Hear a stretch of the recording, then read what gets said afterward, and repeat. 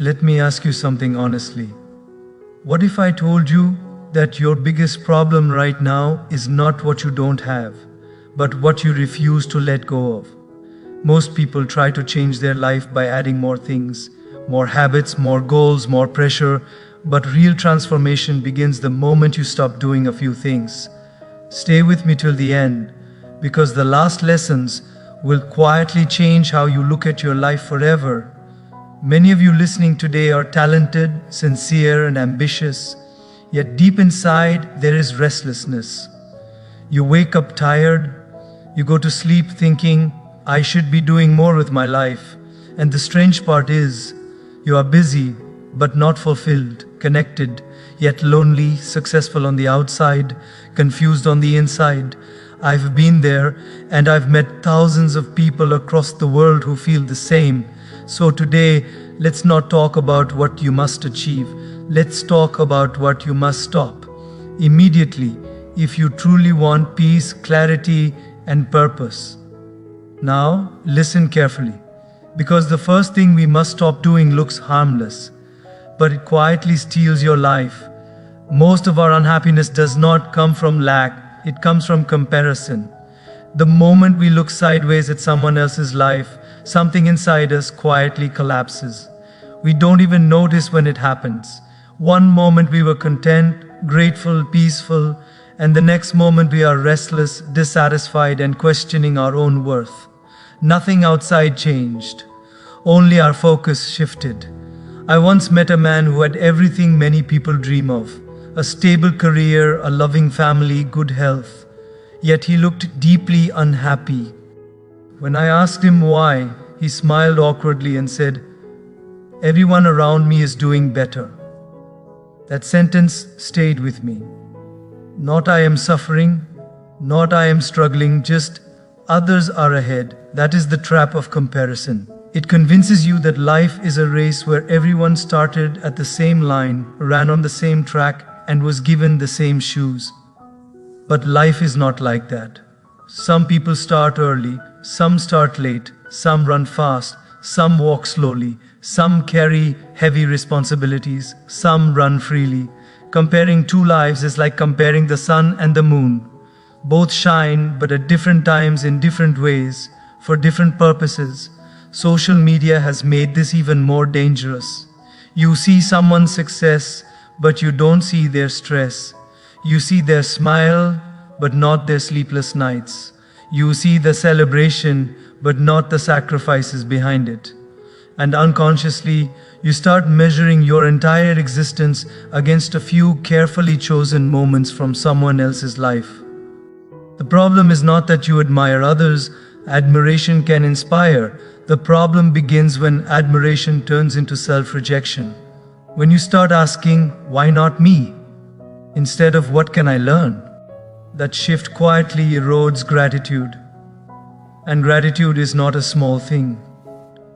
Gratitude is the foundation of inner peace. The day you stop appreciating what you have, even abundance feels empty. The mind that compares can never be satisfied, because there will always be someone with more money, more fame, more talent, more followers, more recognition. Comparison also disconnects you from your own journey. You stop listening to your inner voice and start following external noise. You choose paths that look impressive instead of paths that feel meaningful. Slowly, you become successful in the eyes of others, but disconnected from yourself. Here is a simple truth we forget. God does not mass produce human beings. Every soul is customized. Your strengths are different. Your timing is different. Your lessons are different. Your purpose is different. When you compare your chapter 1 with someone else's chapter 20, you will always feel behind, even when you are exactly where you need to be. The moment you stop comparing, something magical happens. You breathe deeper. You walk lighter. You stop rushing. You stop proving. You start improving. Not to beat others, but to become better than who you were yesterday. Life is not asking you to be better than someone else. Life is asking you to be honest with your effort, sincere with your growth, and grateful for your blessings. When comparison leaves, compassion enters, for yourself and for others. You celebrate people instead of competing with them. You learn instead of envy. You grow instead of resent.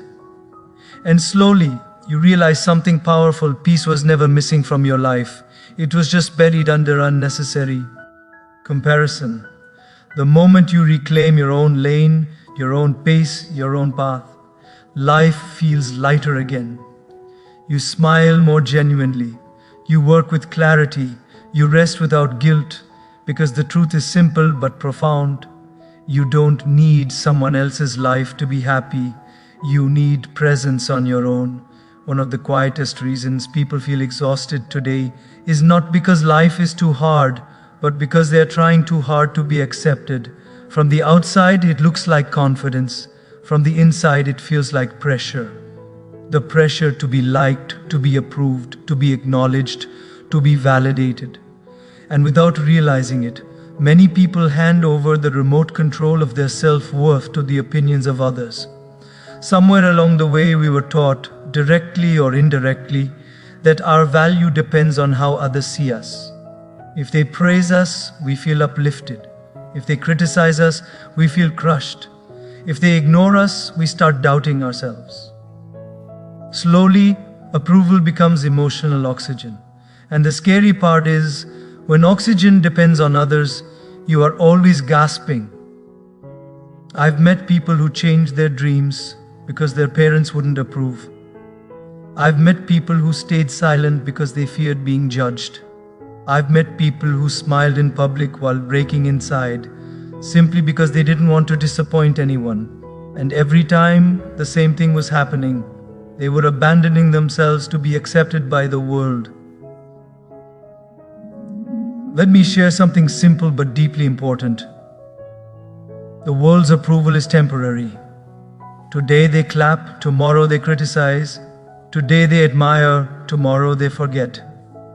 If your confidence rises and falls with people's reactions, your inner world will always feel unstable. Approval is addictive.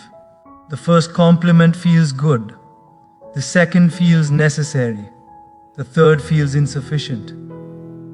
Soon, you are no longer doing things because they feel right. You are doing them because they will be noticed. And when something is done only for applause, it loses its soul. The most peaceful people you will meet are not the most praised ones. They are the ones who are anchored within. They know who they are, even when nobody is watching. They don't need to announce their goodness or display their happiness. Their confidence is quiet, not loud, steady, not dramatic.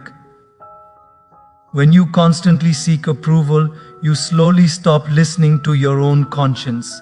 You ask the crowd before you ask your heart. You choose what is popular instead of what is right.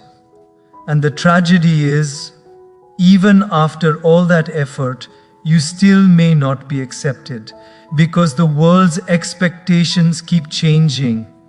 Here is a liberating realization. You were not sent into this world to audition for worthiness. Your existence itself is proof that you matter. You don't need permission to be yourself. You don't need consensus to follow your values. You don't need applause to walk an honest path. This does not mean you become rude, insensitive, or arrogant. It means you become rooted. You still listen to feedback, but you don't let it define you. You still respect others, but you don't sacrifice your truth. You still improve, but not from insecurity, from awareness. The moment you stop seeking approval, your energy returns to you. Decisions become clearer. Relationships become healthier. You stop performing and start living. You stop asking, what will they think? And start asking, gee, is this aligned with who I want to become? And something beautiful happens. The right people stay, and the wrong ones drift away. You are no longer surrounded by people who like your mask. You attract those who respect your authenticity. Living for approval is like walking with borrowed shoes. No matter how expensive they are, they will never fit perfectly. Living with self-acceptance is like walking barefoot on solid ground. Simple, grounded, real. When you finally stop chasing validation, you discover a deeper truth. The peace you were seeking outside was always waiting inside. Silent, patient, unconditional. And once you taste that peace, you will never again trade it for temporary applause. One of the greatest thieves of inner peace is not failure, not hardship, not even loss. It is overthinking. The mind has a strange habit. When it doesn't have real problems in front of it, it starts creating imaginary ones. It travels into the future, borrows anxiety, and brings it back into the present. And suddenly, even a calm moment feels heavy. Overthinking often pretends to be responsible. We tell ourselves, I am just being careful, or I am preparing for the worst. But most of the time, we are not preparing. We are punishing ourselves with scenarios that may never happen. We replay conversations that are already over. We analyze expressions that were never meant personally. We imagine outcomes that have no evidence yet. The mind wants certainty. But life does not operate on certainty. It operates on trust. And when we try to control what cannot be controlled, we create tension where there should be surrender. Think about this for a moment. How many things you were right about 5 years ago actually happened the way you imagined? Very few. And yet, at that time, they felt overwhelming. This shows us something important. Most suffering is not caused by reality. It is caused by resistance to uncertainty. Overthinking drains energy. It keeps you mentally busy but emotionally tired. You feel exhausted without having done anything physically demanding. And then we wonder why motivation disappears, why joy fades, why clarity feels distant. It is because the mind never rests. One monk once explained it beautifully. He said, when you hold water too tightly in your hands, it slips away. When you hold it gently, it stays. Life is the same. The tighter you try to control outcomes, the more restless you become. The gentler your grip, the more peace you experience. There are things you can control: your effort, your intentions, your actions, your attitude. And there are things you cannot: other people's behavior, timing, results, the past. Wisdom is knowing the difference. Peace comes when you stop fighting that difference. Overthinking also disconnects you from the present moment. Your body may be here, but your mind is somewhere else, rehearsing, regretting, predicting. And the tragedy is, life only happens in the present. When you miss the present, you miss life itself. Letting go of overthinking does not mean becoming careless, it means becoming conscious. It means you act when action is needed, reflect when reflection is useful, and rest when rest is required. You don't carry tomorrow's weight today. Faith plays a quiet but powerful role here. When you trust that there is a higher intelligence guiding life, you stop trying to manage very detail. You do your best and let the rest unfold. This does not weaken you, it strengthens you. Because trust removes fear, and fear is the root of overthinking. When the mind starts racing, ask yourself gently, is this thought helping me right now? If the answer is no, let it pass. Not every thought deserves your attention. Not every worry deserves your energy. The moment you stop overthinking, clarity returns. Decisions become simpler, sleep becomes deeper, conversations become more present, you laugh more freely, you breathe more fully, and slowly you realize something profound. Peace was never about fixing life, it was about trusting it. You don't need to have everything figured out, you just need to take the next right step with sincerity and courage. Life unfolds one moment at a time, not all at once, and when you allow that truth to sink in, the mind softens, the heart steadies, and the journey feels lighter again. One of the most common lies we tell ourselves sounds very reasonable. We say, I'll start once things settle down. We say, right now life is too hectic. We say, this is not the right time. And without realizing it, days turn into months, months turn into years, and potential quietly turns into regret. Life rarely becomes calm before we begin. Growth is not something we do after life gets easy. Growth is what helps us face life when it is difficult. Waiting for perfect conditions is like waiting for the ocean to become still before learning how to swim. Many people confuse comfort with readiness. They think they will grow once they feel confident, motivated, or inspired. But in reality, confidence and motivation come after action, not before it. Discipline comes first. Results follow later. Every meaningful change in life feels uncomfortable at the beginning. Waking up earlier feels uncomfortable. Saying no feels uncomfortable.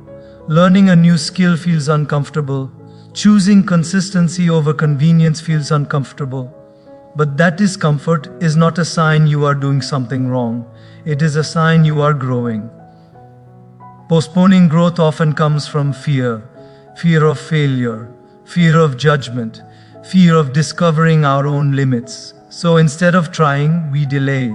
We keep ourselves busy with distractions that feel productive but don't move us forward.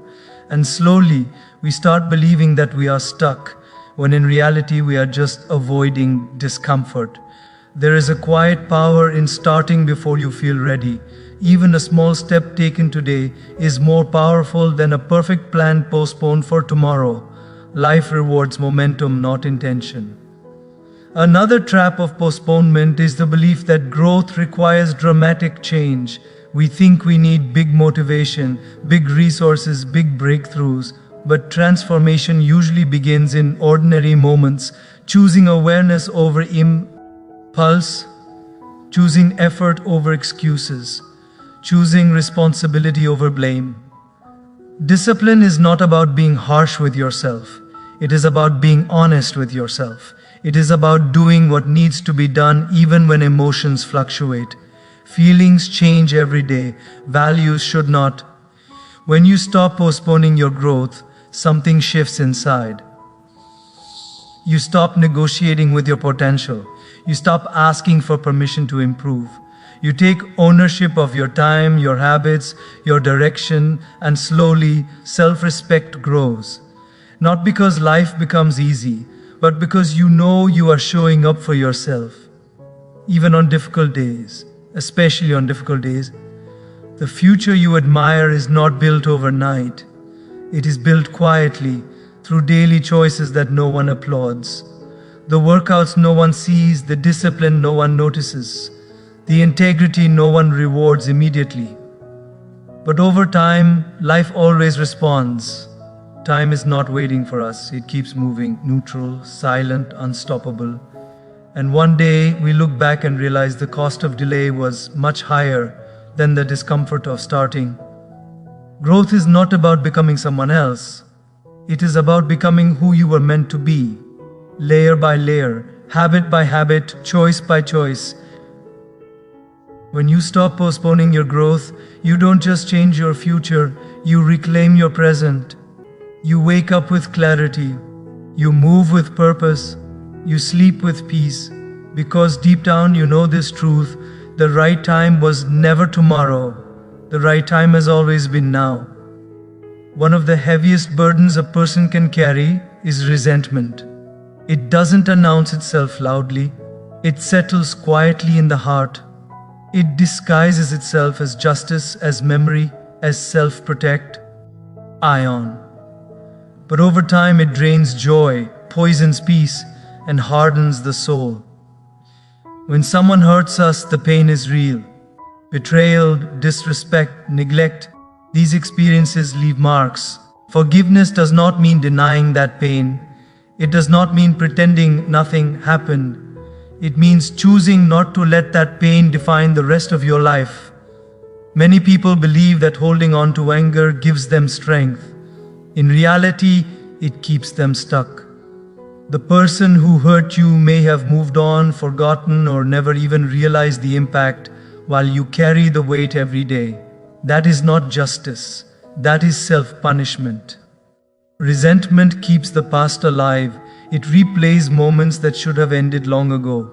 And each replay takes emotional energy from the present. You may be physically in today, but emotionally trapped in yesterday. Forgiveness is often misunderstood. It is not an act for the other person, it is an act of freedom for yourself. It is the decision to release the grip that the past has on your peace. It is saying, I choose healing over bitterness. Forgiving does not mean you invite the same behavior again. Boundaries are still important. Wisdom is still required. You can forgive someone and still decide to keep distance. Forgiveness cleans the heart. Boundaries protect it. When resentment stays, it changes how you see the world. You become suspicious, guarded, less open to love. You may start reacting to people who never hurt you, simply because your heart is tired of being hurt. Letting go does not happen overnight. It is a process. Sometimes you forgive and the pain returns. That doesn't mean you failed, it means you are human. Each time you choose release over replay, the grip weakens. There is a quiet relief that comes when you stop carrying emotional debts. You breathe easier, you smile more freely, you stop needing closure from people who may never give it. Faith helps here. When you trust that life is fair, at a deeper level, you stop trying to settle every score yourself. You allow a higher justice to take over, and in doing so, you reclaim your peace. Holding resentment is like closing your fist tightly and wondering why your hand hurts. Forgiveness is opening that fist. Not because what happened was okay, but because you deserve peace more than punishment. The moment you release resentment, you create space. Space for healing, space for joy, space for healthier relationships, space for yourself. And slowly you realize something beautiful. The heart that forgives becomes lighter, not weaker. Letting go does not erase the past, it frees the future. One of the greatest losses of modern life is not time, but silence. We have become so accustomed to noise that stillness feels uncomfortable. The moment there is a pause, we reach for our phones. The moment there is quiet, we fill it with content. Not because we need it, but because we are avoiding something. We are avoiding ourselves. Distraction has become a coping mechanism. When emotions surface, we scroll. When boredom appears, we binge. When discomfort arises, we stay busy. And slowly we forget how to sit with our own thoughts without running away. But clarity does not come from noise. It comes from stillness. Your inner voice is always speaking. It doesn't shout. It doesn't demand attention. It whispers. And the tragedy is, whispers can only be heard in silence. Many people say they feel lost, confused, or disconnected.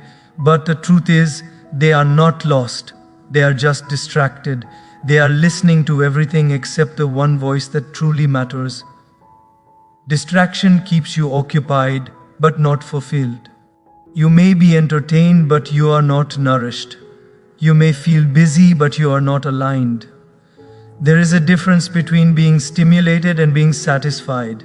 When you avoid silence, you avoid truth. Because in silence, uncomfortable questions arise. Am I living the life I truly want? Am I being honest with myself? Am I growing or just surviving? These questions don't come to judge you, they come to guide you. Sitting with yourself can feel strange at first. The mind may resist, it may feel restless. But that restlessness is not a sign something is wrong. It is a sign that something important wants your attention. You don't need hours of meditation or dramatic spiritual practices. Even a few minutes of conscious silence each day can change your relationship with yourself. A walk without headphones, a meal without a screen, a moment before sleep without stimulation. In those small moments, something shifts. You start noticing your emotions instead of suppressing them. You understand your patterns instead of escaping them. You hear your intuition instead of drowning it out. Your intuition knows things your logic cannot explain. It senses alignment and misalignment. It warns you gently. It encourages you quietly. But it cannot compete with constant noise. When you reconnect with your inner voice, decisions become clearer. You stop seeking advice from everyone. You stop overanalyzing. You trust yourself more, not because you know everything, but because you are listening. Stillness also reconnects you with something deeper than thoughts, awareness. You realize that you are not every emotion you feel, not every thought you think. You are the one observing them. And that realization brings calm.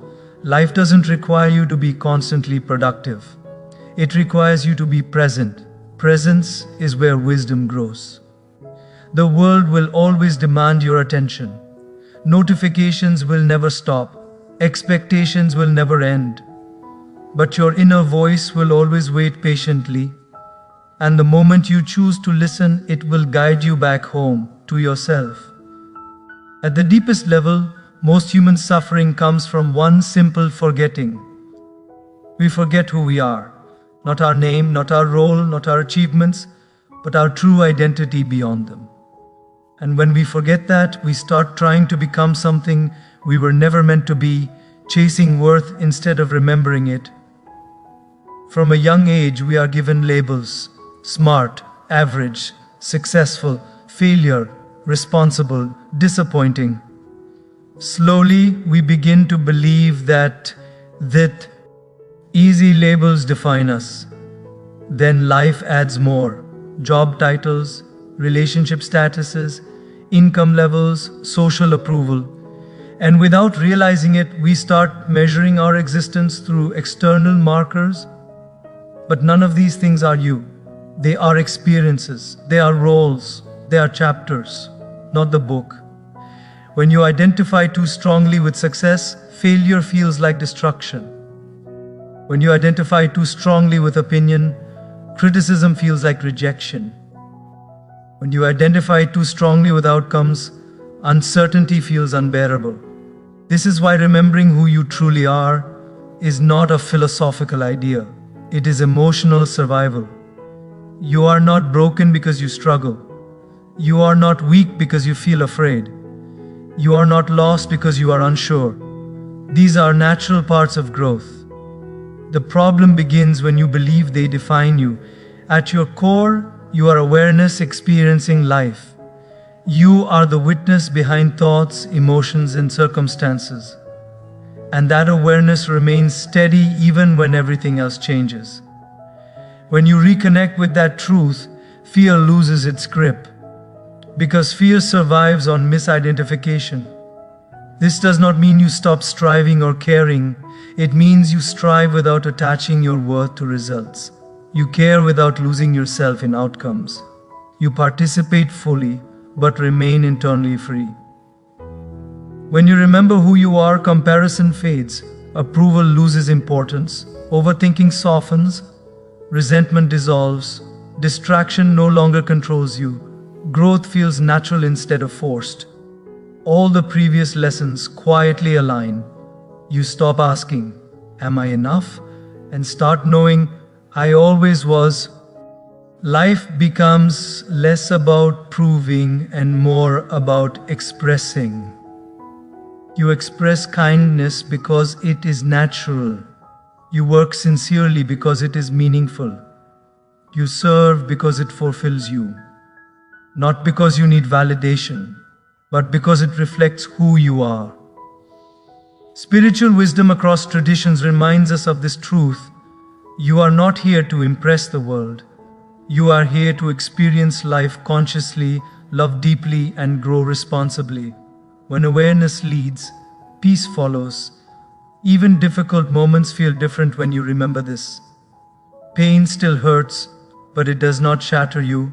Failure still stings, but it does not define you. Uncertainty still exists, but it does not paralyze you, because you are grounded in something deeper than circumstance. The world will continue to change. People will come and go. Success will rise and fall. But when your identity is rooted in awareness, nothing can shake your inner stability. And this is the quiet miracle. When you remember who you truly are, you stop chasing peace. Peace starts walking with you. Life becomes lighter, simpler, more meaningful, not because everything is perfect, but because you are present. And that presence is the greatest success of all. So today, don't rush to change the world. Pause and change your awareness. Stop comparing and gratitude will return. Stop seeking approval and confidence will rise. Stop overthinking and peace will breathe again. Stop postponing growth and life will start moving. Stop holding resentment and your heart will feel lighter. Stop distracting yourself and your inner voice will guide you. And when you finally remember who you truly are, you will stop chasing happiness altogether. Because happiness was never something you had to earn. It was something you forgot how to notice. Life is not asking you to be perfect.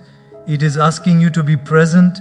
It is asking you to live with awareness, responsibility, gratitude, and trust. When you live consciously, even ordinary days become meaningful. When you live with faith, even uncertainty becomes bearable.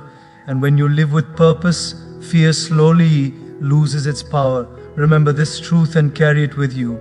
Life's quality is not decided by how much you achieve, but by how deeply you live, how honestly you grow, and how gently you walk your path. Start today, not with pressure, not with fear, but with awareness.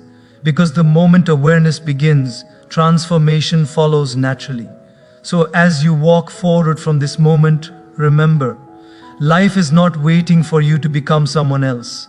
Life is waiting for you to show up as you are, with awareness and sincerity. You don't need to control everything. You only need to take responsibility for your effort and your intention. When you do your part with honesty, the rest is taken care of by a higher wisdom. Let go of what weakens your soul.